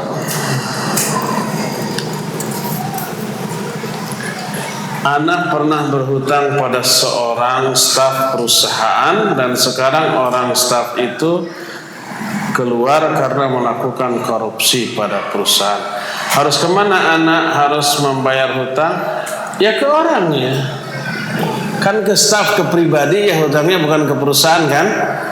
Jadi mungkin pas mau makan siang LB, lapar berat, gak punya uang, pinjam dulu lah 1 juta untuk makan siang. Dikasih. Pas mau bayar udah dipecat. Kenapa korupsi? Tetap bayar. Jangan soal koruptor nggak perlu dibayar. Tetap bayar. Urusan korupsi dia biar urusan dia dengan Allah Azza wa Jalla. Urusan kita dengan dia selesaikan. Ya. Tapi kan sudah dipecat, ya pasti ada alamatnya. Datang ke perusahaan itu kalau nggak tahu mana data orang itu, alamatnya di mana. Oh di sana. Bayar.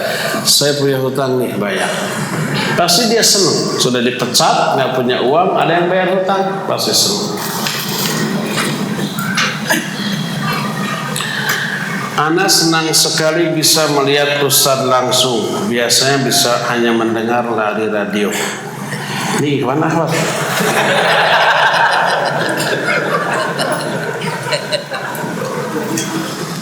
Ya saya juga senang ya bisa bertatap wajah dengan antum. Ada wajah-wajah yang selama ini nggak dilihat, besok lupa lagi. Jadi kalau Ustaz apa kabar? Akrab. Mungkin orang ini memang pernah dekat dengan anak, cuma lupa lagi di mana, kapan gitu ya. Atau memang orangnya akraban walaupun baru bertemu. Anda ingin bertanya, bagaimana cara kita istiqamah ketika berada di pabrik tempat bekerja? Karena jujur, terkadang Anda sering terbawa lingkungan pabrik yang kebanyakan orang awam dan banyak berbuat dosa. Tolong nasihatnya. Ya, bagaimana caranya agar istiqamah? Saya sarankan buka tabligh akbar dengan judul Kiat Meraih Istiqamah. Gak perlu saya yang membahas, siapa saja, terserah. Sebab kalau saya nggak akan tuntas-tuntas. Di Bandung ini pernah dibahas Kiat Meraih Istiqamah, entah 4 kali, entah 5 kali, belum selesai. Kalau nggak salah sudah ada di YouTube, coba aja lihat. Kiat Meraih Istiqamah, entah 4 seri, entah 5 seri, belum selesai. Merenang si panitia bosan, kapan tamatnya, akhirnya nggak diselesaikan. Siapa yang ingin tahu bagaimana caranya agar istiqamah, buka YouTube, dengar satu pertemuannya ya 1,5 jam, dengan ini 2 jam, kalau kali 5 10 jam, siapkan waktu untuk mendengarnya. Ringkasnya, pertama, tetaplah menuntut ilmu. Ilmu bisa membuat kita istiqamah. Kedua, pelajari tauhid seperti yang tadi. Tauhid menyebabkan Allah memberikan hidayah kepada kita untuk istiqamah. Ketiga, pilih-pilih gaul. Bergaulah dengan orang-orang yang soleh, orang-orang berilmu. Kalau di pabrik bergaulnya dengan orang awam, pulang dari pabrik cepat ke masjid cari ikhwan-ikhwan. Di pabrik pasti ada juga orang yang berilmu yang sama-sama ngaji, bergaulah dengan mereka. Al-mar'u 'ala dini khalili falyanzur ahadukum may yukhalil. Selain itu berdoalah kepada Allah agar Allah mengistiqamahkan kita. Dari Quran, dari hadis atau dengan bahasa kita. Dari Quran contohnya Rabbana la tuzigh qulubana ba'da id hadaitana wa hab lana min ladunka rahmah innaka antal wahhab. Itu doa minta istiqamah ya. Itu diantara kiat-kiat agar bisa istiqamah. Ustaz, bagaimana hukum sumpah jabatan yang di dalamnya berisi wajib patuh dan tunduk kepada undang-undang baik yang diucapkan maupun yang ditandatangani? Ya, selama undang-undangnya baik, tidak ada penyimpangan, taati. Tapi kalau ada beberapa poin undang-undang yang menyimpang, nggak perlu ditaati. Kalau ada poin undang-undang dilarang berjilbab bagi wanita, nah, tidak perlu ditaati, tetap aja berjilbab. Dilarang pakai jenggot bagi lelaki, tetap aja pakai. Dilarang pakai celana ngatung, pakai aja ngatung. Nanti kalau dia ditegur, kita bisa bernegosiasi, berdiskusi. Jenggot ini tidak menghalangi, Pak. Jenggot ini enggak membuat saya goblok kayak orang. Saya akan merasa cerdas dengan ini. Kalau dipotong, bodoh saya. Kasih aja argumentasi gimana kayak.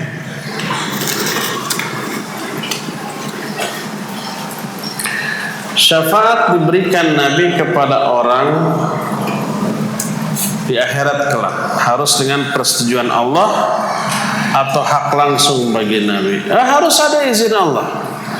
Man dzal ladzi yashfa'u indahu illa bi'idnih. Ya. Kam min malakin fis samawati la tughni syafa'atuhum illa min ba'di ayyadana Allahu liman yasha'u wa yarda. Betapa banyaknya malaikat yang ada di langit, syafaat mereka tidak bermanfaat sedikit pun kecuali setelah ada izin dari Allah kepada orang yang Allah kehendaki dan Allah ridhai. Jadi semua atas izin Allah, tidak langsung.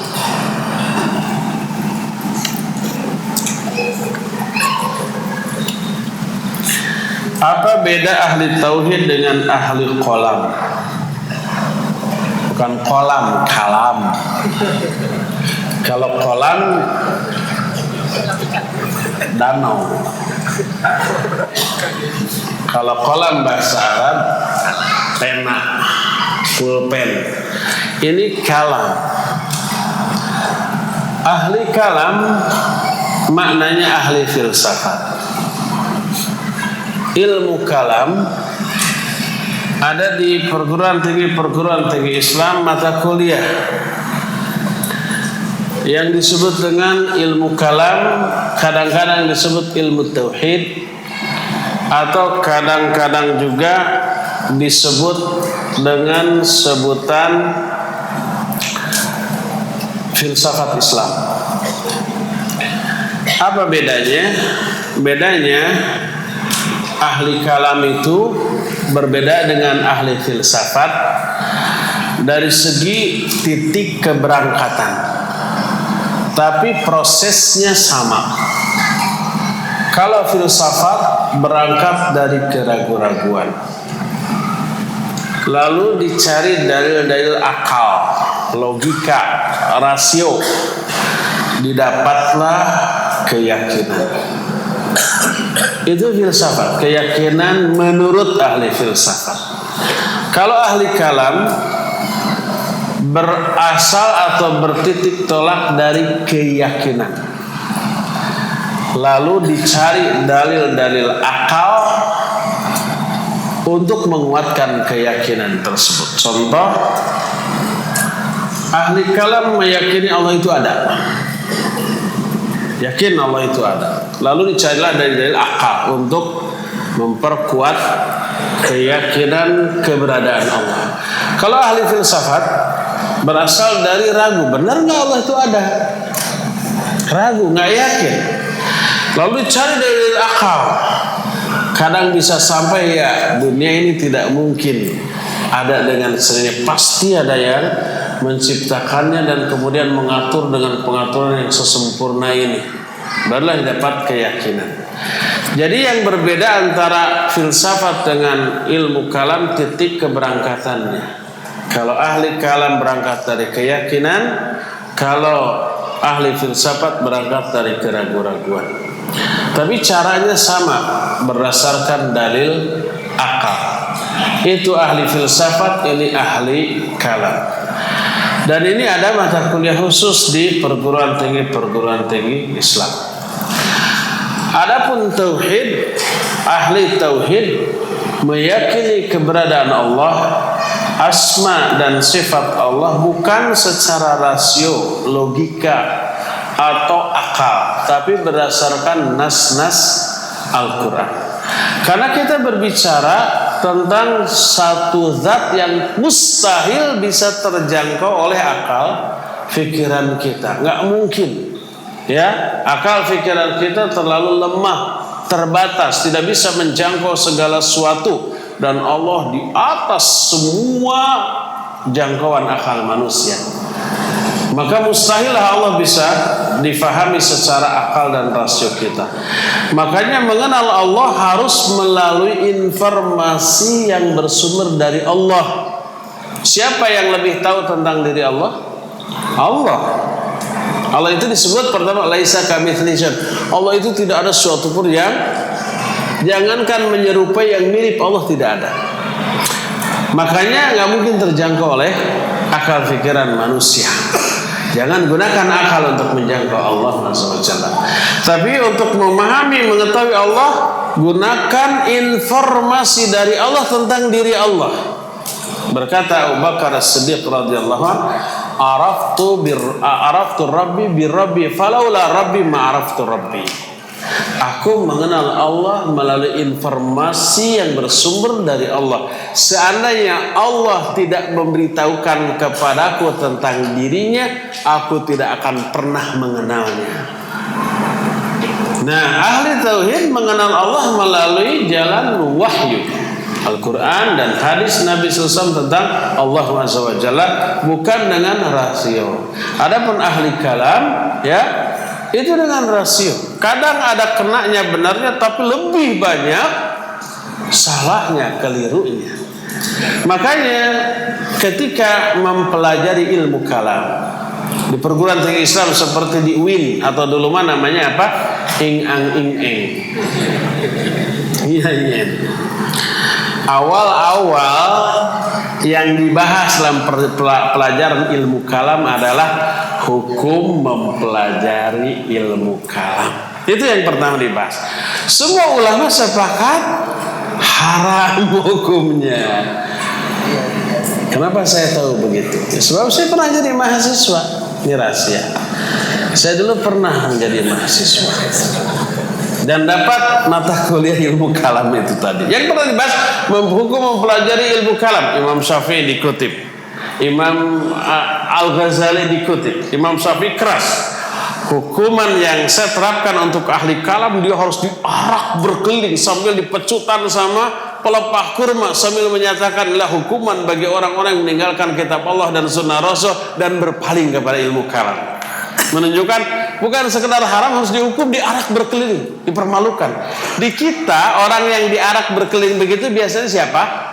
Para pezinah yang ketangkap basah, diarak begitu kan, malu banget. Ya, ini ilmu kalam.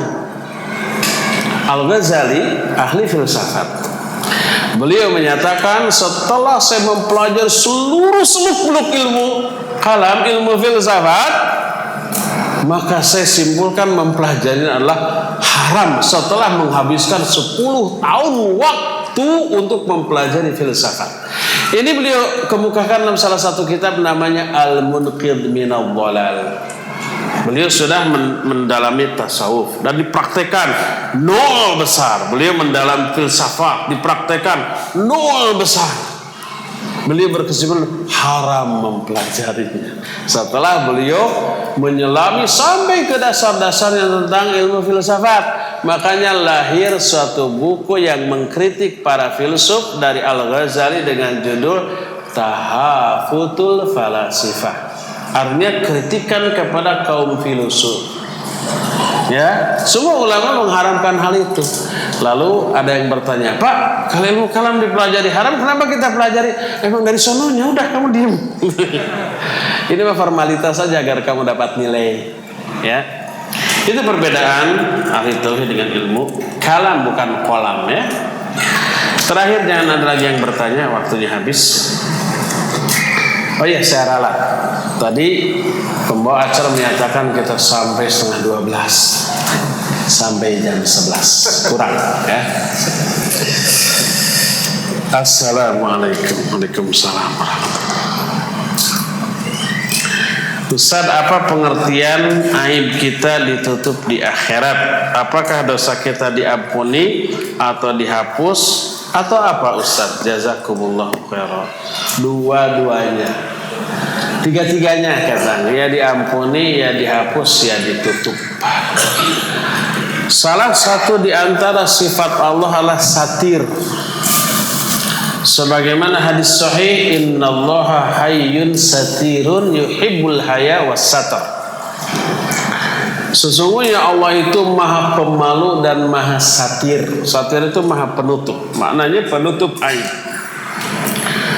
Allah menyukai sifat malu dan sifat suka menutup aib. Makanya Allah haramkan ghibah. Karena ghibah apa? Membuka aib kan? Allah haramkan secara tegas dalam Al-Quran dan diberi gambaran dengan gambaran yang jijik. Apa gambarannya? Sama dengan memakan daging bangkai. Wala yaghtab ba'dukum ba'da. Ayuhibbu ahadukum ayyakula lahma akhihi maitan fakarihtum. Janganlah sebagian kalian menggibahi sebagian yang lain. Suka nggak kalau salah seorang di antara kalian memakan daging bangkai saudara yang sudah mati? Umpama ada kawan kita mati, jangan dikubur, besok saya sop dia. Biarkan busuk dulu sedikit supaya ladu gitu ya. Nah, setelah 3 hari wanginya sudah keluar baru dimakan. Jijik kanibah, sejijik itu ghibah. Karena itu membuka aib, bertolak belakang dengan sifat Allah menutup aib. Ya, oleh karena itulah Allah maha penutup aib. Makanya Allah menyatakan, Rasul SAW menyatakan, man satara musliman, siapa orang yang menutup aib seorang muslim, Allah tutup aib dia di dunia akhirat. Di dunia orang itu dosa-dosanya Allah rahasiakan, orang-orang nggak tahu, disangkanya soleh padahal banyak dosa. Makanya dirahasia. Jangan anggap soleh ustaz. Karena apa? Kesalahan dan dosa ustaz tidak diketahui oleh mustami. Kenapa? Karena Allah menutupinya. Makanya banyak muji, padahal banyak dosa. Mungkin lebih banyak dosanya daripada mustaminya. Makanya sering dipuji ya. Tahu nggak, para ustaz kalau dipuji itu malu. Sebenarnya pujian itu apa? Tidak layak. Makanya ketika Abu Bakar As-Siddiq radhiyallahu anhu dipuji, beliau berdoa, Allahumma la tu'akhidni bima yaqulun waghfirli mimma la ya'lamun waj'alni khairan mimma yadhunnun. Ya Allah, jangan kau azab aku karena pujian mereka. Ampuni aku dari dosa-dosa yang tidak mereka ketahui. Mereka nggak tahu kita banyak dosa. Ampuni itu. Dan jadikan aku lebih baik daripada dugaan mereka. Kenapa seorang berdosa tapi dipuji orang? Karena Allah menutup dosa-dosanya. Allah Maha Satir. Ini di dunia. Di akhirat tetap ditutup.